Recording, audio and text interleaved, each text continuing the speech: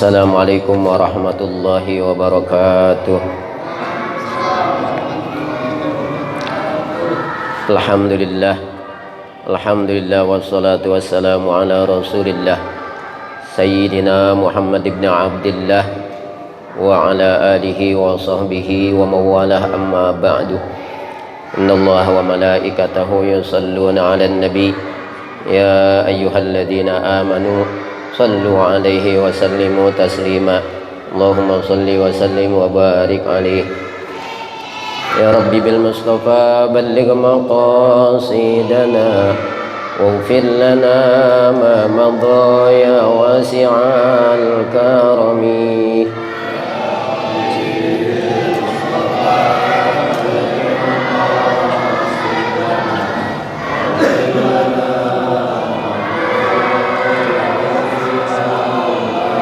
Muhammadun sayyidul kaunaini wathaqalaini wal fariqaini min urbin wa min ajami.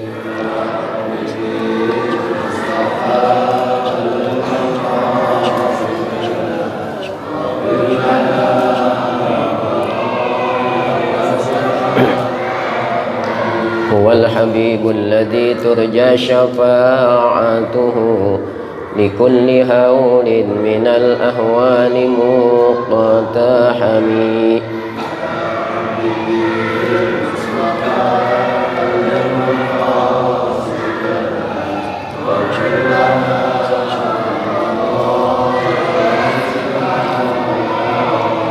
Da'a ila Allahi fal mustamsikuna bihi mustamsikuna bihablin ghairi munfasimi.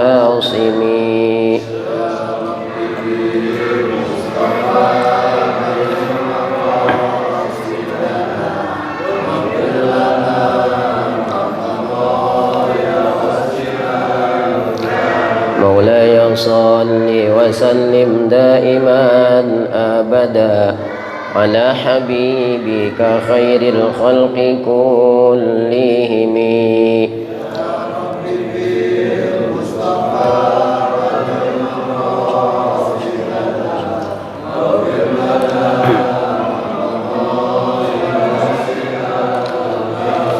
Allahumma salli wa sallim wa barik alaihi wa ala alihi. Bismillahirrahmanirrahim. Subhanaka la ilma lana illa ma 'allamtana innaka antal alimul hakim. Allahumma 'allimni al-kitab wal hikmata wa 'allimni at-ta'wil. Allahumma hdi qalbi wa thabbit lisani. Allahumma iftah 'alaina hikmataka wa anshur 'alaina min khazaini rahmatika ya arhamar rahimin. Allahumma nawwir qulubana bi nuri hidayatika kama nawwartal arda bi nuri syamsika abadan abada bi rahmatika ya arhamar rahimin. Allahumma rzuqna fathan wa fahman fil Qur'anil azim wa nuran nahtadi bihi ila siratil mustaqim. Rabbi shrah li sadri wa yassir li amri wahlul 'uqdatam min lisani yafqahu qawli. Qala al muallif rahimahullah wa nafa'ana bi 'ulumihi amin. Wa Abu Dawud wal Hakimu an Ibni Abbasin wa sahhahahu Ibnu Khuzaimah wa hassanahu al-Hafidh Ibnu Hajarin anna Rasulullah sallallahu alaihi wasallam qala lil Abbas ibn al-Muttalib, ya Abbasu ya ammah, ala u'tika ala amnahuka ala ahbuka ala af'alu bika asyra khisalin idza anta fa'alta dzalika ghafarallahu laka dzambaka awwalahu wa akhirahu. Yang sama-sama kita hormati Ketua DKM dan segenap pengurus Masjid Jami At-Taqwa Jatiranggon, para asatidzah, para guru-guru kita yang sama-sama kita hormati, hadirin jamaah Masjid Jami At-Taqwa Jatiranggon yang saya hormati. Alhamdulillah, pada kesempatan malam ini kembali kita bisa hadir di Masjid Jami At-Taqwa dalam rangka kita menunaikan kewajiban kita sebagai seorang muslim, yaitu salat maghrib yang kita kerjakan dengan berjamaah. Dan alhamdulillah kita masih menyempatkan waktu kita untuk thalabul ilmi, menuntut ilmu, yang juga merupakan salah satu kewajiban bagi kita sebagai orang yang beriman. Malam ini kita ta'lim, mempelajari ilmu agamanya Allah Subhanahu wa taala. Mudah-mudahan Allah berikan kepada kita ilmu yang barokah, bermanfaat. Allah mudahkan segala urusan kita, Allah lapangkan rizki kita, Allah hindarkan kita dan keluarga kita daripada segala bala dan musibah. Allah Ta'ala tambahkan taufik dan hidayah kepada kita dan kepada keluarga kita yang sudah pada meninggal dunia, dari para orang tua kita, keluarga kita, saudara-saudara kita, kakak dan nenek kita, guru-guru kita, kaum muslimin dan muslimat. Mudah-mudahan mereka senantiasa mendapatkan curahan rahmat dan maghfirah dari Allah dalam kuburnya, dijadikan kuburnya raudhah min riyadil jannah. Yang pada sakit, yang pada kurang sehat, baik yang sakit atau yang kurang sehat kita sendiri, istri atau anak-anak kita, orang tua kita, keluarga kita, saudara-saudara kita, guru-guru kita, mudah-mudahan diangkat penyakitnya, dikembalikan kepada kesehatannya dengan kesehatan yang sempurna, dengan kesehatan yang tidak meninggalkan bekas penyakit sedikit pun. Ala hadhihin niyat wa ala kulli niyatin salihah wa li ijabatikul maqsudin jalibatan likulli khair dafi'atan an kulli syarr lana wa li ahlina wa qarabatina wa li jamil muslimin ila hadratin nabi. Al-Fatihah. A'udzu billahi minasyaitonir rajim. Bismillahirrahmanirrahim. Alhamdulillahi rabbil alamin arrahmanir rahim maliki yaumiddin. Iyyaka na'budu wa iyyaka nasta'in. Ihdinas siratal mustaqim. Siratal ladzina an'amta 'alaihim ghairil maghdubi 'alaihim waladdallin. Amin. Jamaah sekalian, marilah sama-sama kita perhatikan kepada pelajaran yang akan kita pelajari malam ini. Kita melanjutkan bahasan dari kitab Irsyadul Ibad, dan malam ini kita akan membahas tentang salat tasbih. Malam ini kita akan membahas tentang masalah salat tasbih.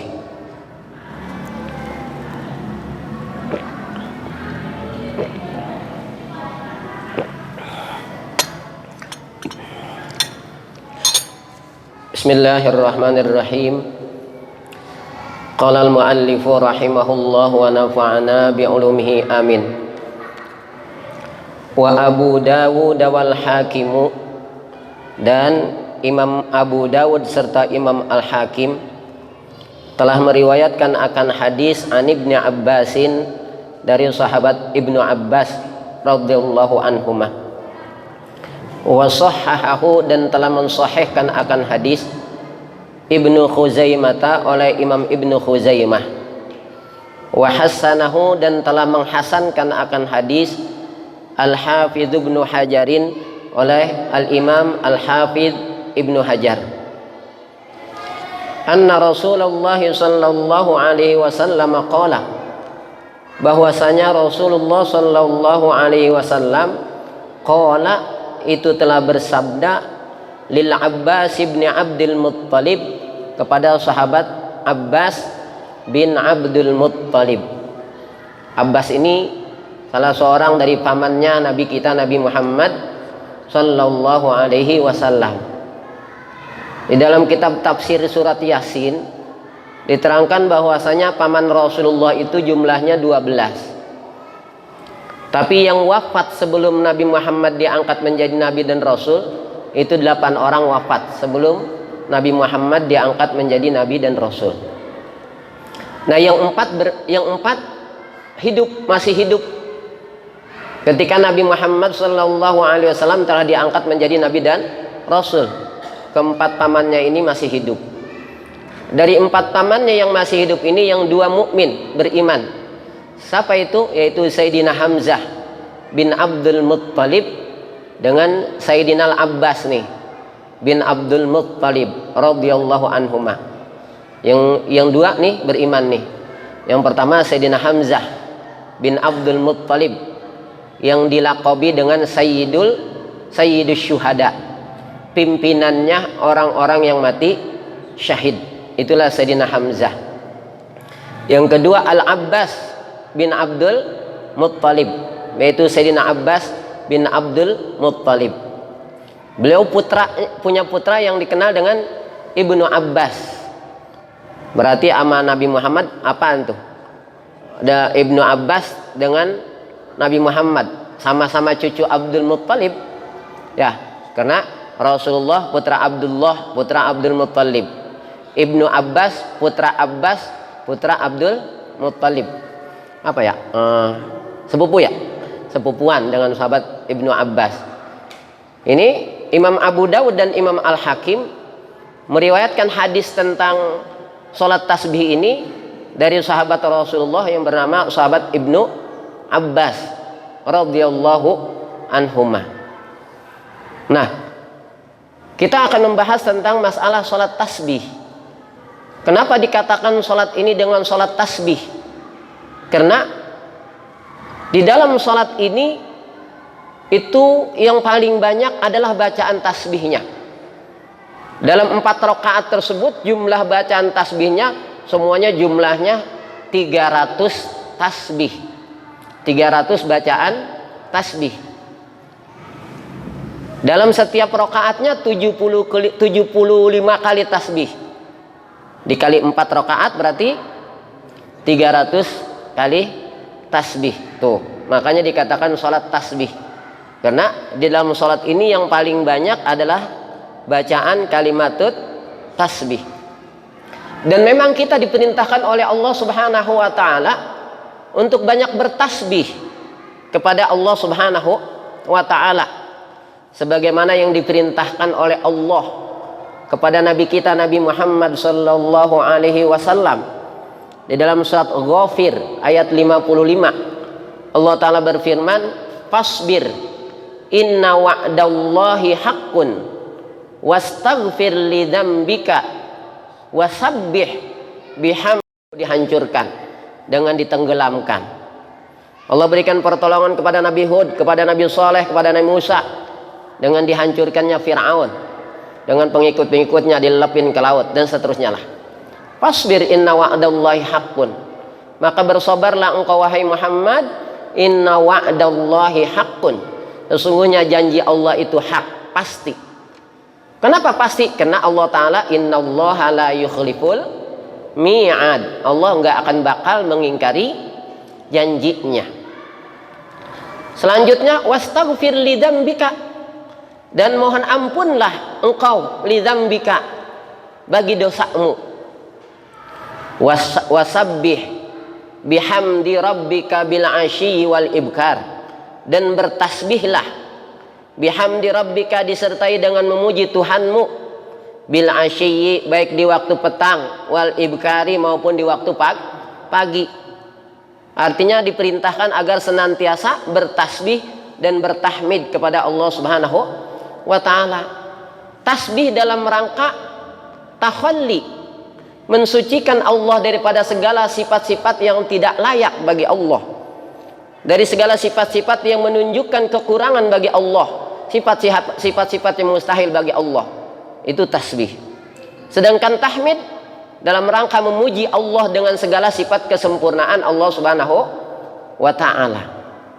Nah, kita manusia ini umat baginda Rasulullah, kalau kita senantiasa bisa mendawamkan tasbih, maka kita akan dikelompokkan kepada kelompoknya para malaikat. Kenapa demikian? Karena Allah Ta'ala berfirman tentang mensifati, ketika Allah Ta'ala mensifati para malaikat dalam surat Al-Anbiya ayat 20. Allah Ta'ala berfirman, yusabbihuna al-laila wan nahara la yafturun.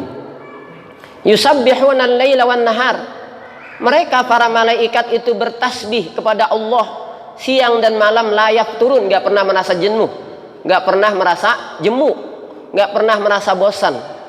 Kalau kita mah tasbih habis sholat 33 kali aja udah bosan. Ya, tuh. Apalagi kalau tasbihnya lambat-lambat. Ini imam lambat banget baca tasbihnya. Pengennya mah cepet-cepet ya, ekspres. 33 tasbih ekspres, cuman beberapa detik pengennya mah. Ya. Ini imam baca tasbihnya lama banget 33. Baca tahmid alhamdulillah alhamdulillahnya lama juga 33. Baca Allahu Akbar 33 lama banget ya. Subhanallah, subhanallah, subhanallah. Akhirnya si makmum merasa jemu. Pengennya tadi apa? Ekspres. Nah, padahal kita hendaknya senantiasa bertasbih kepada Allah. Orang yang senantiasa bertasbih kepada Allah, maka mereka nanti akan dikelompokkan fi zumratil malaikah. Akan dikelompokkan ke dalam kelompok para malaikat derajatnya. Karena sebagaimana firman Allah ketika Allah Ta'ala mensifati tentang para malaikat dalam surat Al-Anbiya ayat 20, yusabbihuna al-laila wan nahara la yafturun.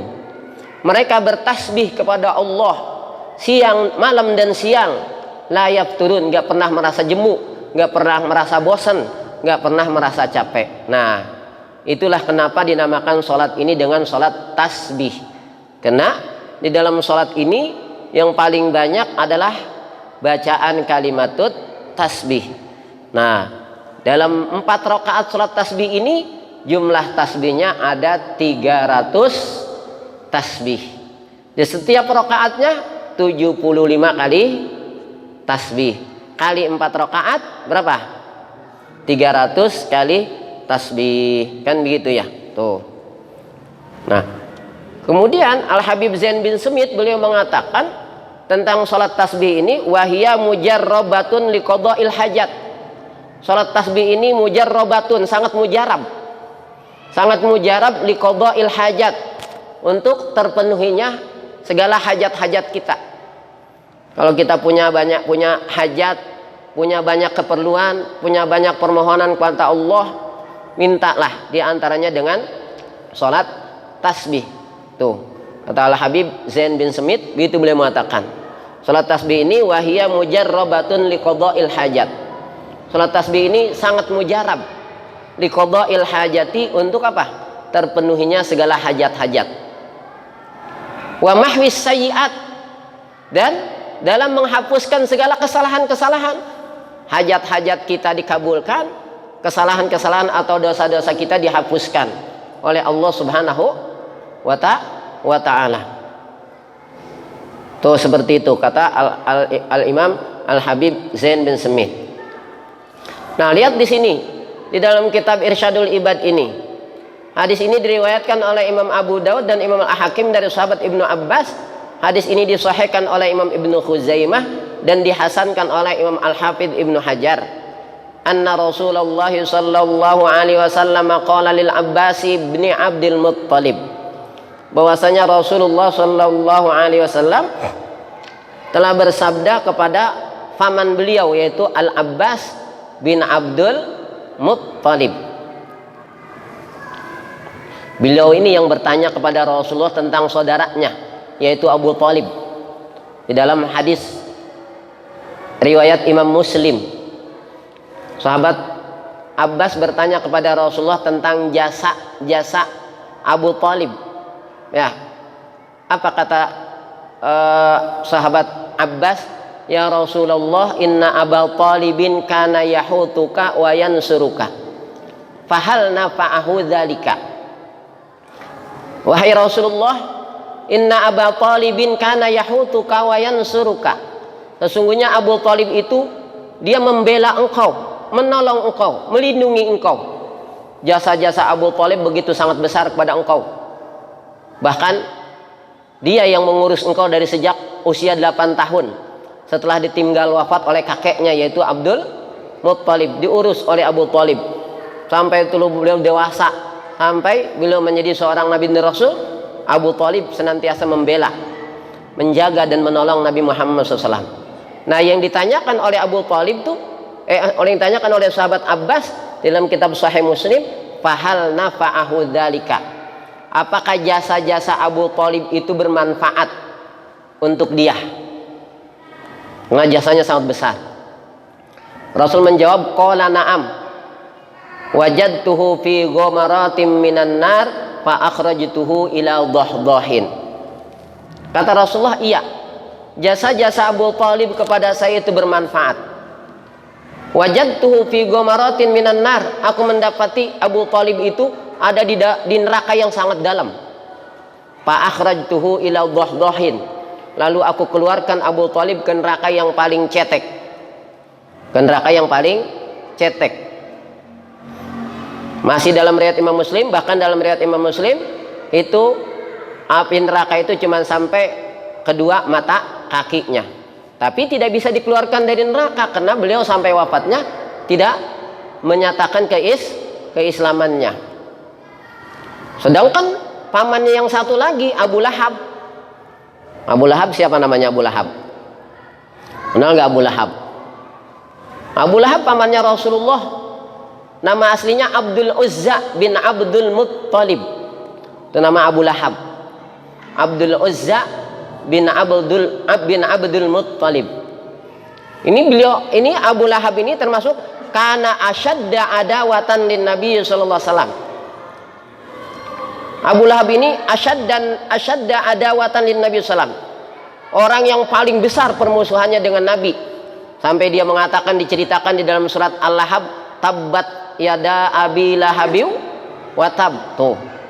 Karena dia mengatakan kepada Nabi Muhammad, ketika Nabi Muhammad mengumpulkan semua orang-orang Quraisy, kata dia apa?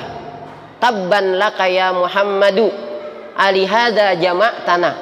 Celaka engkau wahai Muhammad, alihada jama'tana, hanya karena ini, hanya karena untuk ini kamu ngumpulin kami, begitu. Celaka kamu. Turun tuh. Surat apa? Tabbat yada abi lahabi wa tab. Yang celaka itu bukan Nabi Muhammad, tapi Abu Lahab.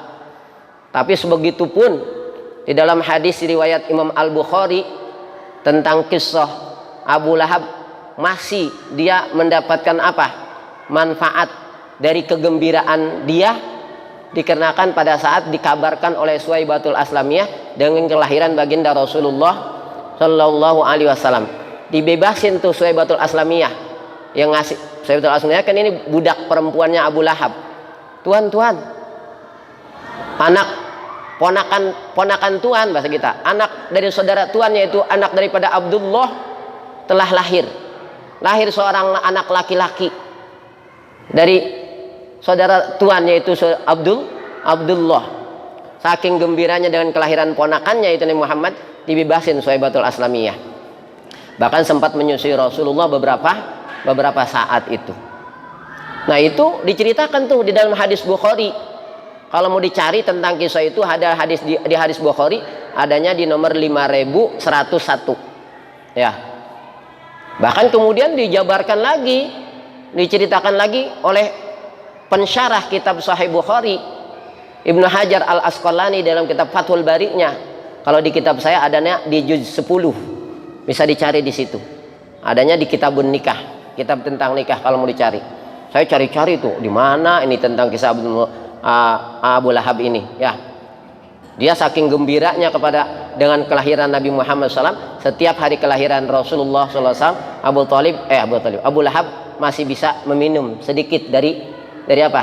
Dari jarinya di dalam neraka. Walaupun dia dapat siksa yang amat keras di neraka. Kenapa? Karena permusuhannya terhadap Nabi sangat besar. Nah, ini Rasulullah SAW bersabda kepada pamannya, ya Abbasu, ya Ammah, wahai pamanku Abbas, ya Ammah, wahai pamanku, bahasa kita begitu, ya. Ya Abbas, wahai Abbas, ya Ammah, wahai pamanku, ala u'tika, ala amnahuka, ala ahbuka. Di dalam kitab Syarah Manahidul Imdad Syekh Ihsan Muhammad Dahlan, syarah daripada kitab Irsyadul Ibad ini, 3 kalimat ini hadis salah satu alfadzun mutaradibatun. 3 lafaz ini, ala u'tika, ala amnahuka, ala ahbuka, hadis salah satu alfadhi, hadis salah satu 3 kalimat ini alfadzun mutaradifatun. Ini lafaz yang mutaradif, sinonim bahasa kita. Maknanya, artinya sama, gitu. Ala u'tika, wahai pamanku, maukah aku berikan kepadamu, bahasa gitu. Ala amnahuka, maukah aku anugerahkan kepada engkau. Ala ahbuka, maukah aku berikan kepada engkau. Tiga kalimat ini kata Syekh Ihsan Muhammad Dahlan dalam kitab Manahijul Imdad Syarah Irsyadul Ibad, ini hadhihi salasatu alfadzun mutaradifatun. 3 kalimat ini lafaz mutaradif. Ya, beda lafadznya, maknanya sama. Kalau istilah bahasa Arab, bahasa Indonesia itu sinonim ya. Persamaan apa? Arti. Dari kata yang berbeda artinya sama. Lantas faedahnya apa disebutkan 3 kalimat yang maknanya sama? Dzukirat litakidi, disebutkan untuk menguatkan. Rasulullah dalam penegasannya, mau enggak aku berikan kepada engkau, mau enggak aku kasih kepada engkau, bahasa gitu ya. Ini untuk menegaskan, disebutkan 3 ini maknanya yang sama, dzukirat litakid, untuk menguatkan makna.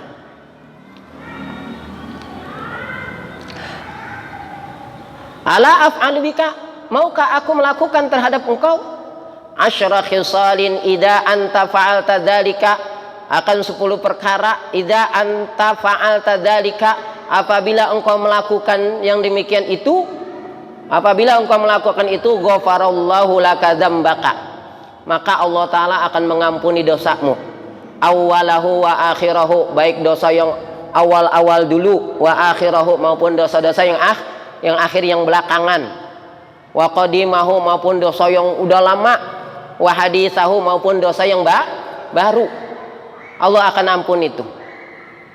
Wa khata'ahu, dan baik kesalahan-kesalahan engkau, wa amdahu, wa khata'ahu, maupun kesalahannya, wa amdahu, maupun yang disengajanya, yang tersalah maupun yang sengaja bahasa kita. Dosa yang khata'ahu, yang apa? Enggak sengaja, wa amdahu, maupun yang sengaja, wa saghirahu wa kabirahu, baik yang kecil maupun yang besar, wa sirrahu wa alaniyatahu, baik yang secara diam-diam, wa alaniyatahu, maupun secara terang-terangan, dikerjakan secara terang-terangan.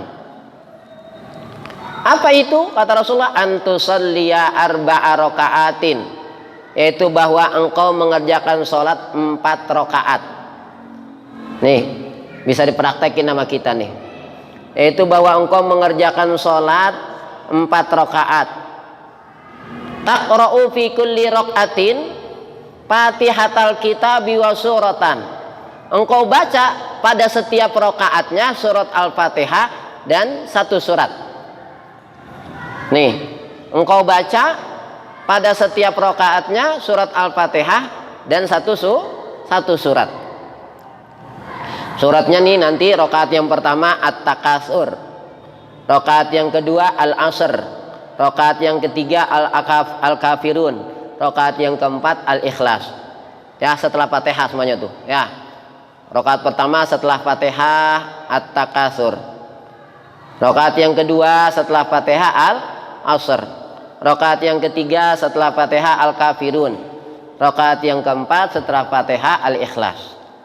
Nah, taqra'u fi kulli raka'atin Fatihatul Kitab wa suratan.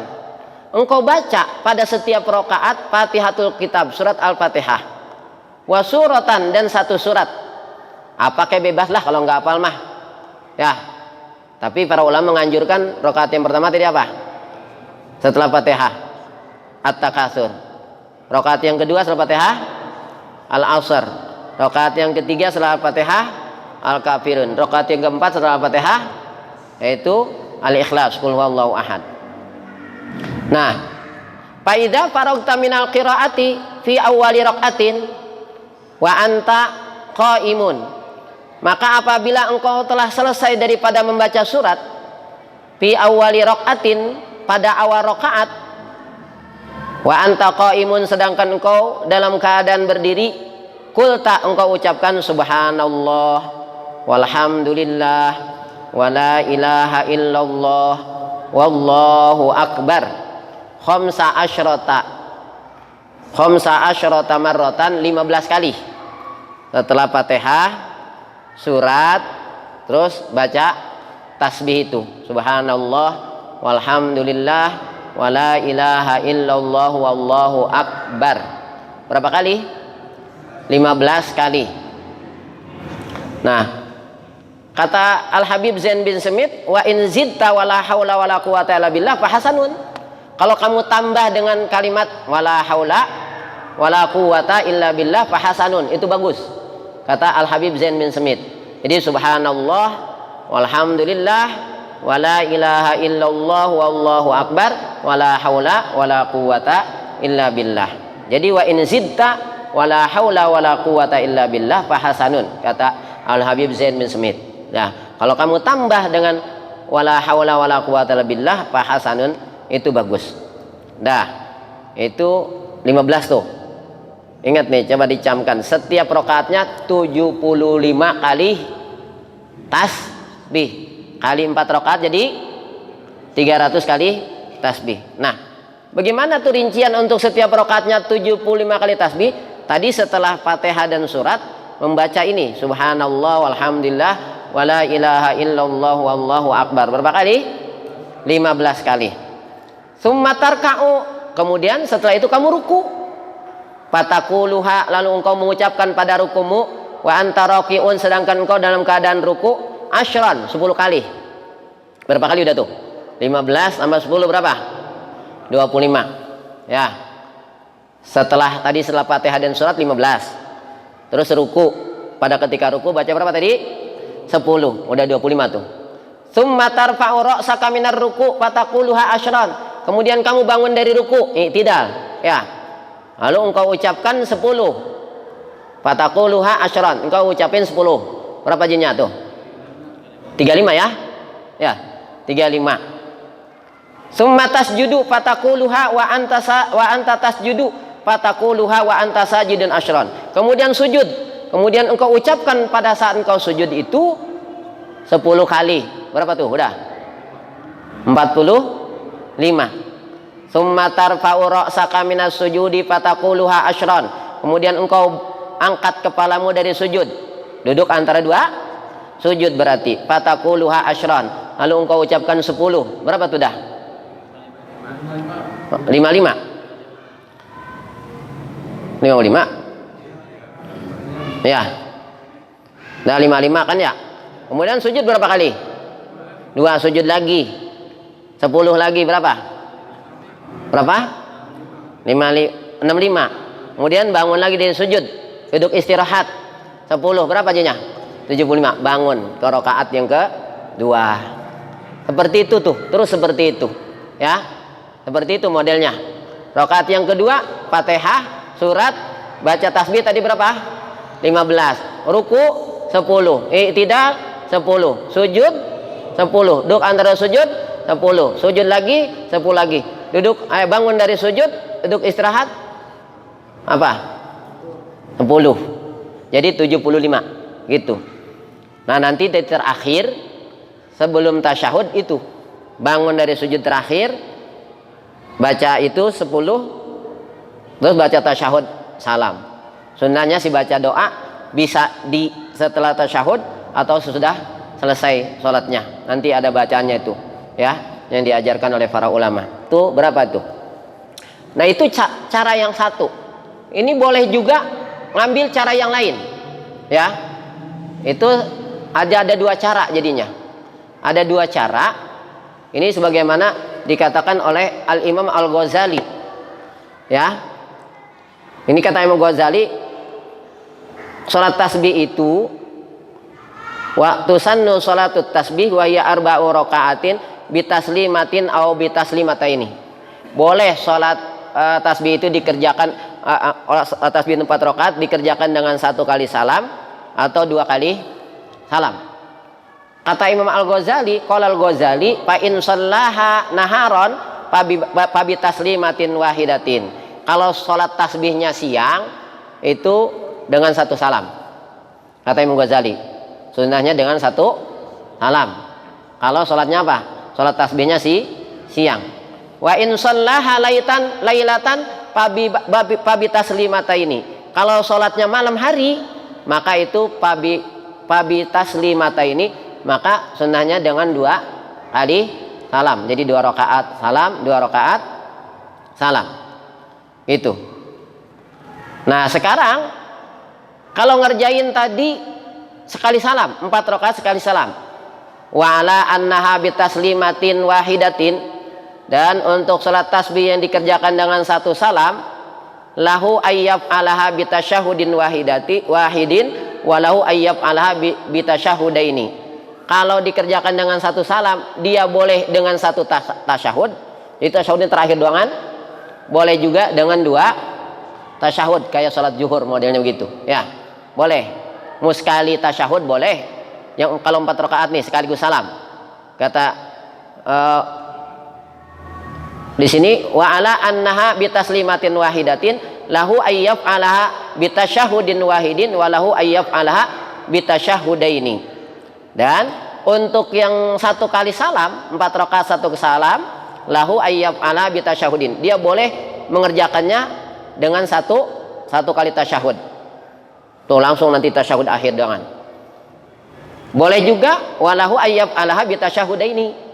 Boleh juga dia mengerjakannya dengan 2 apa? Dengan 2 tasyahud. Nah, sekarang cara yang kedua. Kayaknya ya kalau yang keseringan yang dipakai ini, ya. Boleh juga itu di dalam kitab At-Tabsiratul Ilmiyah Syarah At-Tadhkiratul Hadramiyah, ya. Dalam kitab Syarah Al-Hadratul Haramiyah itu wayumkinuha an tusalliyaha bi kaifiyatin ukhra. Memungkinkan juga, boleh juga dia mengerjakan sholat itu bi kaifiyatin ukhra, dengan kaifiat yang lain, cara yang lain. Ya, dia tetap yang 4 rakaat ya. Nah, wahiyya ta'ti bil baqiyatis sholihati khamsa asyrata marratan qabla al-Fatihah. Kalau cara yang kedua nih, boleh juga dia sholat tasbih dengan cara yang lain, yaitu dia membaca tasbih yang 15. Kalau tadi kan Fatihah, surat, tasbih 15. Ya, Fatihah, surat, kemudian baca tasbih 15. Nah, atau cara yang kedua, dia membaca tasbih yang 15, membaca tasbih yang 15 yaitu sebelum Fatihah. Jadi membaca tasbih yang 15 yaitu sebelum Fatihah. Terus dia baca Fatihah, kemudian dibaca surat. Setelah baca surat, baca tasbihnya 10. Kalau tadi kan yang pertama Fatihah, surat, baca tasbih 15. Kalau cara yang kedua, sebelum Fatihah dia baca apa? Tasbih yang 15. Wahya ta'ti bil baqiyatis sholihati khamsa asyrata marratan qabla al-Fatihati. Dia baca tasbih yang 15 sebelum baca Fatihah. Nanti summa ba'da surati ta'ti biha asyron. Fatihah, tadi baca tasbih 15 sebelum Fatihah. Terus baca Fatihah, baca surat, kemudian baca tasbihnya 10. Gitu. Nah, nanti bedanya di sini. Nanti setelah sujud, tuh setelah sujud yang kedua, kan tadi kan kalau yang tadi yang 15 itu setelah Fatihah dan surat, baru baca tasbih 15. Kalau yang ini nanti setelah tasbih sujud yang kedua, kan tadi pada saat duduk istirahat tadi tasbih 10. Kalau ini kena tadi tasbih yang 10 udah ditarik setelah surat, yang 15 ditarik ke sebelum Fatihah. Nanti setelah bangun dari sujud langsung bangun, nggak baca tasbih lagi 10 gitu ya. Itu caranya. Nah, ini cara sholat apa? Tasbih. Ya, mudah-mudahan bisa dipraktekkan lah ya. Ada yang sering praktekin nih, biasanya Al Habib Hamid ya, kalau mengadakan sholat tasbih biasanya di bulan Ramadan ya, di Ramadan, di malam keberapa biasanya tuh beliau? Malam ke-25, malam Jumat, setiap malam Jumat ya. Memang kan anjurannya kita apa itu, sholat tasbih kalau bisa setiap hari, kalau enggak bisa seminggu, kalau enggak bisa sebulan sekali, enggak bisa setahun sekali, enggak bisa seumur hidup sekali. Saking pentingnya sholat tasbih. Kita sampai usia sekarang udah ngerjain sholat tasbih belum? Ya, kalau bisa setiap hari. Kalau tidak seminggu sekali. Kalau tidak sebulan sekali. Kalau tidak setahun sekali. Kalau tidak seumur hidup sekali.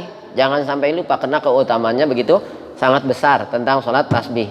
Itu pesan Rasulullah Shallallahu Alaihi Wasallam kepada sahabat Al-Abbas bin Abdul Muttalib, paman daripada baginda Rasulullah Shallallahu Alaihi Wasallam. Gitu ya.